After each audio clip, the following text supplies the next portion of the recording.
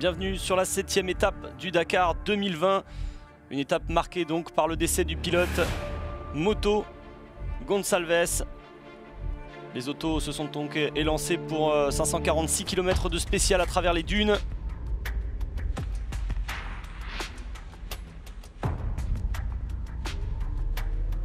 La course continue tout de même donc avec dans la catégorie auto Mathieu Serradori, le français, qui démarre très bien avec une impressionnante 6e place au général. Mais dans la première partie dans les dunes, il va perdre beaucoup de temps avec son buggy Century. Son copilote Fabien Lurquin va travailler dur avec des soucis de vérin hydraulique.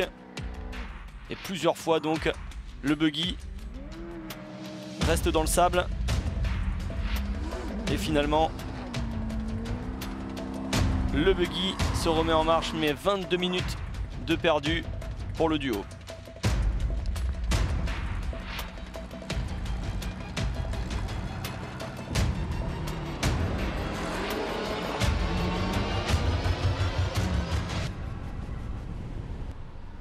Une étape en deux parties avec des dunes au départ, puis du plat très rapide sur la fin avec Stefan Peter Hansel qui en a profité. Malgré le fait qu'il ouvrait la route, il est le 3e de cette spéciale.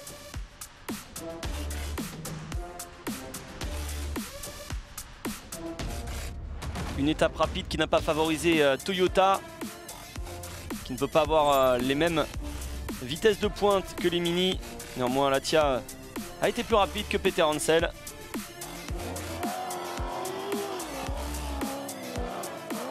Il a profité de la première partie de la spéciale.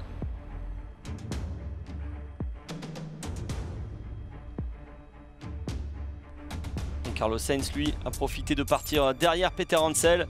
Il n'a pas ouvert la route. Il fait une étape très rapide. El Matador a parcouru 545 km en 4h16 minutes, ce qui représente une moyenne extraordinaire de plus de 130 km/h dans cette spéciale. C'était un rythme très rapide avec beaucoup de dunes. J'ai rattrapé Stéphane, mais il y avait beaucoup de poussière, donc je suis resté dans sa poussière pendant un bon bout de temps. Puis dans la dernière section dunaire, je me suis rapproché. Pas de problème pour moi. Nouvelle victoire d'étape donc pour Sainz, sa 3e sur ce rallye.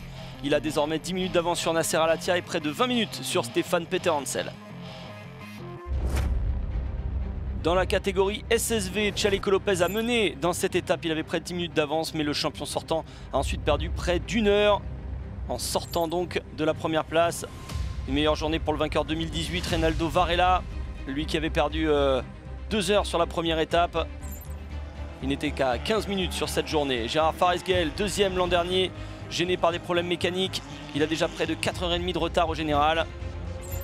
Aaron Domzala, qui avait gagné la première étape, continue de faire le chaud et le froid. Le Polonais et son copilote Maciej Marton, dont son père participe également en SSV, ont été les 3e de cette étape. Blade Hildebrand est toujours dans la classe Dakar Experience.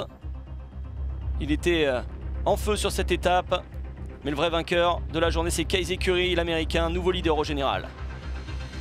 Curry qui a plus de 30 minutes d'avance sur Chaleco Lopez et plus de 40 minutes d'avance sur Sergei Karyakin.